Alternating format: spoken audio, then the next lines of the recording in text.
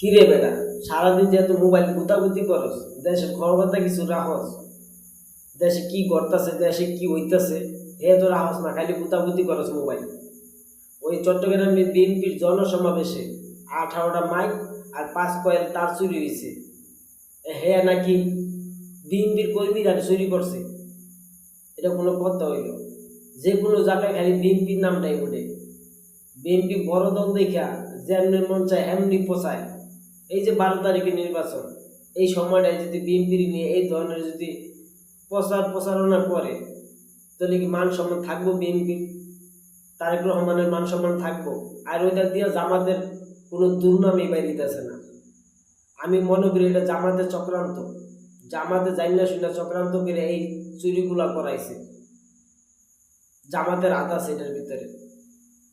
এটা কোনো কথা হইলো? বিএনপির এমন পচাইতে হইব কি লিগা? বিএনপি চাঁদাবাজি করছে, আগে করছে, এখন তো তারেক যে হার করে তার করে না। সব কর্মীরা ভালো হয়ে গেছে গা, সবাই এখন ভালো। এখন যদি এই ধরনের বদনাম বাইর করে, তাহলে হইল বিএনপি বড় দল দেখা যেমনি মন চায় এমনি পচায়, আর সহ্য হয় না।